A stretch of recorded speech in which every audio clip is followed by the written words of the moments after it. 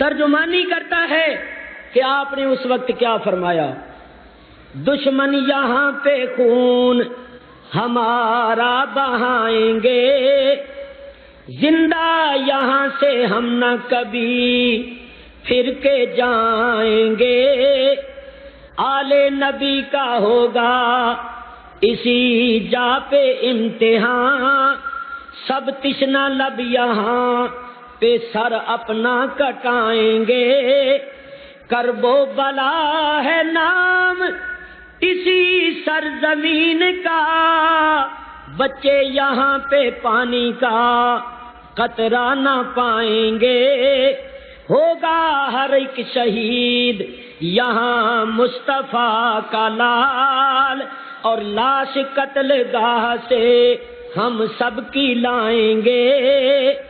امام علی مقام نے فرمایا اگر یہ کربلا ہے تو یہ تو ہماری شہادت گاہ ہے، اب ہم یہاں سے کسی اور جگہ نہیں جا سکتے۔ اسی اثناء میں کسی گزرنے والے نے آپ سے پوچھا کہ آپ کون ہیں، کہاں کے رہنے والے ہیں، آپ کا نام کیا ہے؟ تو آپ نے جو جواب دیا، شاعر اس کی ترجمانی کرتا ہے، کسی نے جب وطن پوچھا تو یوں حضرت نے فرمایا، کسی نے جب وطن پوچھا تو یوں حضرت نے فرمایا، مدینے والے کہلاتے تھے اب ہیں کربلا والے، مدینے والے کہلاتے تھے اب ہیں کربلا والے۔ یہ مدینے والے مدینے سے نکل کر مکے میں آ گئے تھے، اور اب تقدیر ان کو مکے سے نکال کر کربلا میں لے آئی تھی، کیونکہ انہوں نے کربلا کو بسانا تھا اور کربلا والے کہلانا تھا۔ میرے بزرگوں اور دوستوں، یزید کی طرف سے، ابن زیاد کی طرف سے لشکروں پر لشکر پہنچ رہے ہیں۔ امام علی مقام کے مقابلے میں 22,000 کا لشکر جمع ہو گیا۔ امام کا قافلہ صرف 82 نفوس پر مشتمل تھا۔ ان 82 افراد میں عورتیں بھی تھیں، بچے بھی تھے، لڑنے والے چھوٹے بڑے سب کے سب 72 تھے، مگر مقابلے پر آنے والے 22,000 ہیں۔ امام علی مقام لڑنے کے ارادے سے نہیں آئے۔ آپ سمجھ سکتے ہیں جو لڑنے کے ارادے سے گھر سے نکلتا ہے وہ اپنی بیویوں کو، بہنوں کو، بیٹیوں کو اور دودھ پیتے بچوں کو ساتھ نہیں لیا کرتا۔ امام علی مقام کا ان سب کے ساتھ نکلنا اس بات کی روشن دلیل ہے کہ آپ لڑنے کے واسطے نہیں نکلے تھے۔ امام مسلم کا خط پہنچ چکا تھا، حالات بڑے تسلی بخش ہیں، کوئی خوف و خطرہ نہیں۔ آپ نے اہل و عیال کو بھی ساتھ لے لیا، چند دوستوں کو بھی ساتھ لیا، اور صرف اتنا ساز و سامان لیا جو راستے میں حفاظت کے واسطے کافی ہو۔ مگر یزیدی لشکر کے پاس تو ہر قسم کا ساز و سامان جنگ تھا، وہ پوری تیاری کے ساتھ آئے تھے، اور اس لشکر کا افسر جو تھا وہ عمر بن سعد تھا۔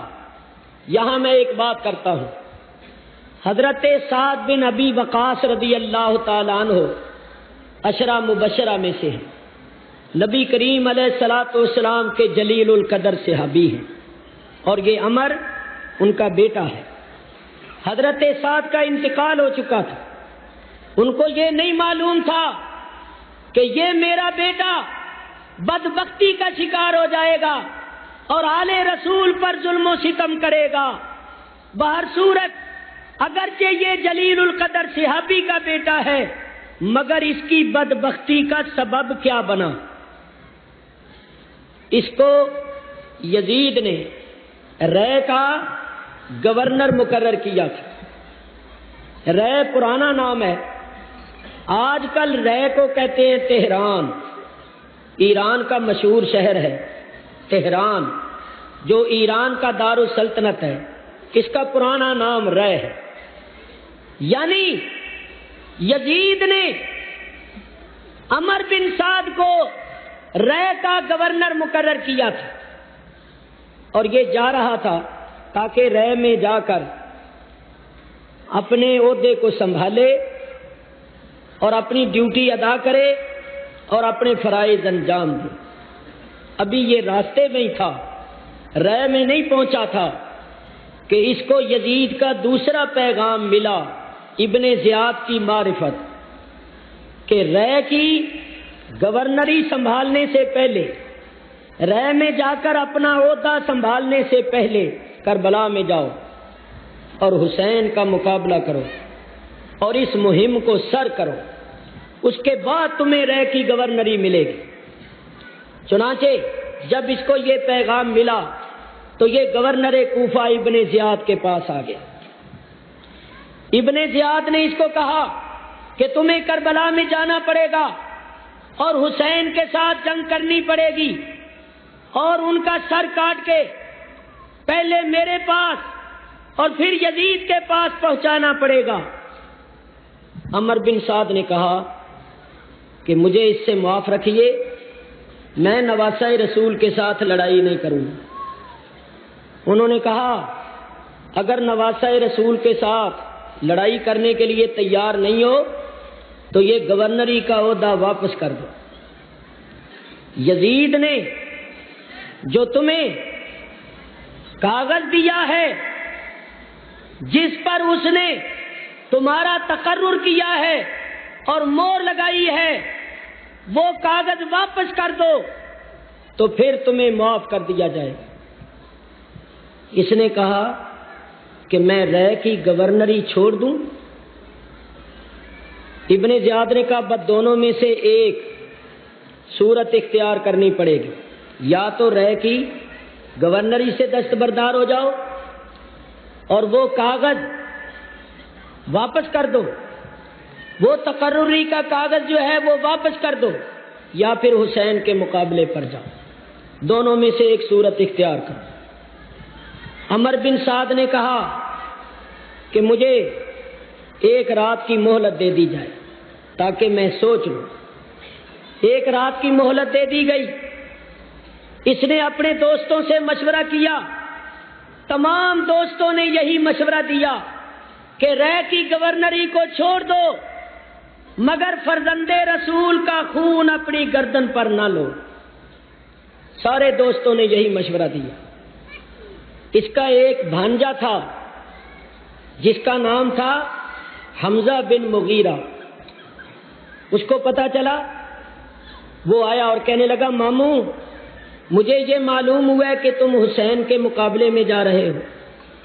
ماموں میری یہ درخواست ہے کہ یہ تو رے کی گورنری ہے، اگر روئے زمین کی حکومت بھی چھوڑنی پڑتی تو میں تمہیں یہی مشورہ دیتا کہ حکومت چھوڑ دو، تخت و تاج کو لات مار دو، تخت و تاج پر تھوک دو اور فرزند رسول کا خون اپنے سر پر نہ لو۔ ماموں تم جانتے ہو حسین کا بڑا درجہ مرتبہ ہے، وہ نبی کریم کی آنکھوں کے تارے ہیں، وہ فاطمہ الزہرا کے دلارے ہیں، وہ جنت کے نوجوانوں کے سردار ہیں، ان کے خون کا وبال اپنی گردن پر کسی صورت میں بھی نہ لینا۔ عمر بن سعد نے کہا بیٹے تو نے بہت اچھا مشورہ دیا ہے، میں اسی طرح ہی کروں گا۔ دوستوں سے مشورے کیے، بھانجے نے بھی مشورہ دیا، وہ تو چلے گئے، لیکن عمر بن سعد کو ساری رات نیند نہیں آئی۔ یہ کشمکش میں تھا، سخت اضطراب کا شکار تھا کہ کیا کروں۔ کبھی تو یہ کہتا کہ واقعی اگر میں حسین سے لڑوں گا اور حسین کا خون بہاؤں گا، ان کو قتل کروں گا تو میرے واسطے سوائے جہنم کے اور کچھ نہیں ہوگا، میرا ٹھکانہ یقیناً جہنم ہوگا۔ اور پھر یہ کہتا کہ کیا میں رے کی گورنری چھوڑ دوں؟ رے کی گورنری تو میرے دل کی آرزو ہے، میرے دل کی تمنا ہے، میں ایک عرصے سے تمنا و آرزو رکھتا تھا کہ مجھے حکومت ملے۔ اب حکومت مجھے مل چکی ہے، تقرری کا کاغذ میری جیب میں ہے، میں رے کا گورنر بن چکا ہوں، تو کیا میں رے کی گورنری چھوڑ دوں، رے کی حکومت کو چھوڑ دوں؟ نہیں نہیں، میں رے کی حکومت نہیں چھوڑوں گا۔ اور کبھی دوسرے خیال کا غلبہ ہوتا تو کہتا نہیں نہیں، میں حسین کے مقابلے پر نہیں جاؤں گا۔ اسی اضطراب میں رات گزری، دن چڑھا، یہ گورنر کوفہ ابن زیاد کے پاس گیا۔ ابن زیاد نے پوچھا کہو کیا فیصلہ کیا ہے؟ کہنے لگا بہتر تو یہی تھا کہ مجھے معاف کر دیا جاتا۔ اس نے کہا معاف کر دیتے، بس کاغذ واپس کر دو، یہ عہدہ کسی اور کو دے دیں۔ اس بدبخت پر دنیا کی ہوس غالب ہوئی، اس دنیا کے فانی اقتدار کی خاطر یہ فرزند رسول کے قتل کے واسطے تیار ہو گیا، اور اس نے ابن زیاد سے کہا کہ میں گورنری کا عہدہ کسی صورت میں چھوڑنے کے واسطے تیار نہیں ہوں۔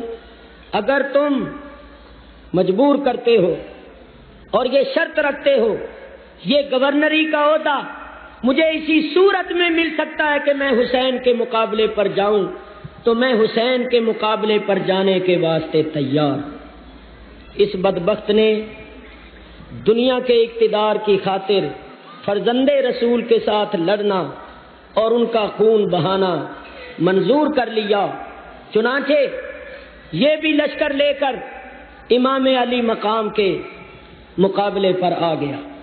اس مقام پر شاعر کہتا ہے، اے ابن سعد رہ کی حکومت تو کیا ملی، ظلم و جفا کی جلد ہی تجھ کو سزا ملی، دنیا پرست و دین سے منہ موڑ کر تمہیں دنیا ملی نہ عیش و طرب کی ہوا ملی، رسوائے خلق ہو گئے برباد ہو گئے، مردود و تم کو ذلت ہر دو سرا ملی، تم نے اجاڑا حضرت زہرا کا بوستان، اب دیکھنا جہیم میں جس دم سزا ملی۔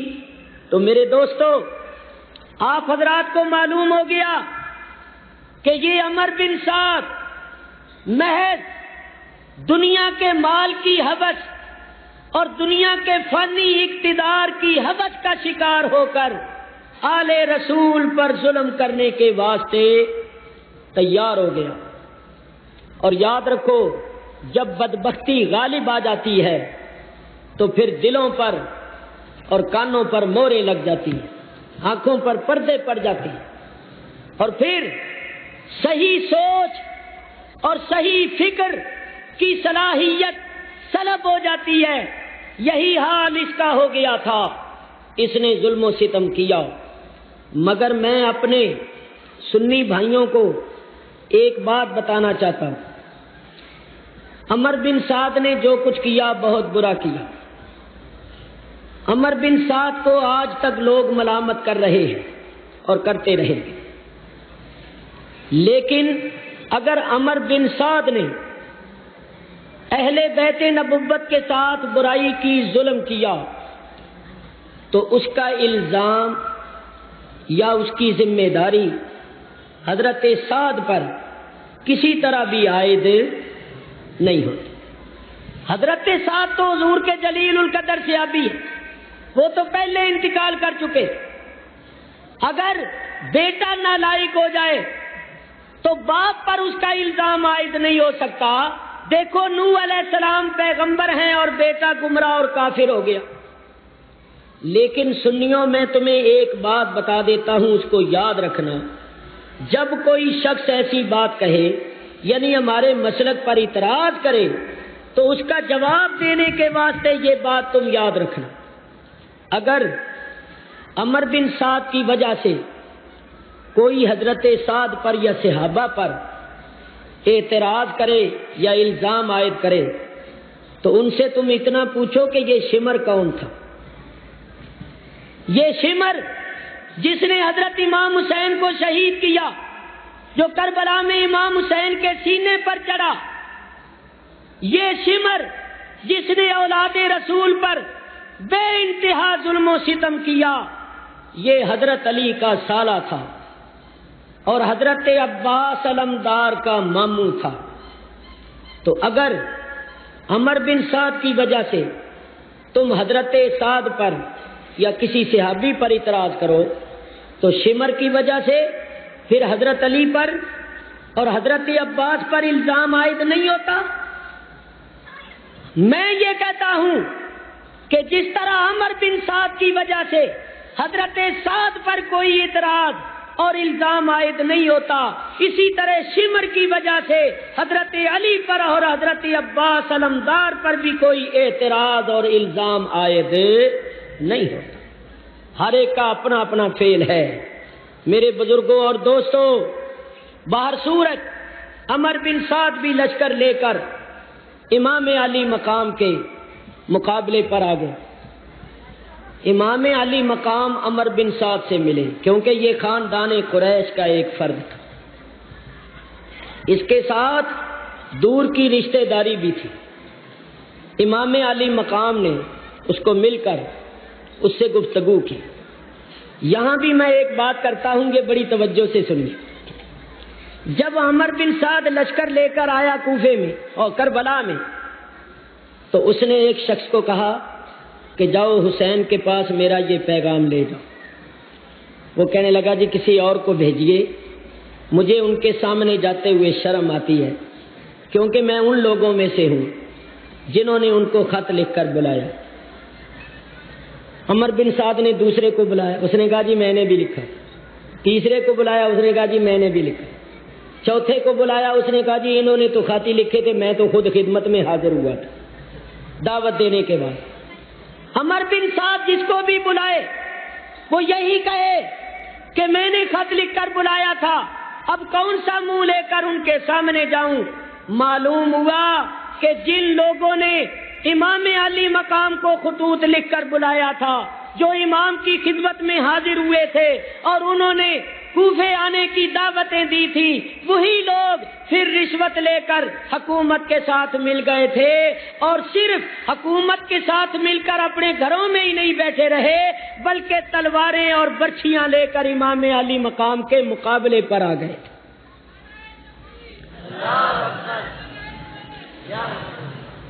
ابن زیاد نے کہا تم نے اتنی بڑی بڑی رشوتیں لی ہیں تو تم اتنی بڑی بڑی رشوتیں لے کر اپنے گھر نہیں بیٹھ سکتے ہو، بلکہ وفاداری کا عملی طور پر ثبوت دو اور امام حسین کے مقابلے پر جاؤ۔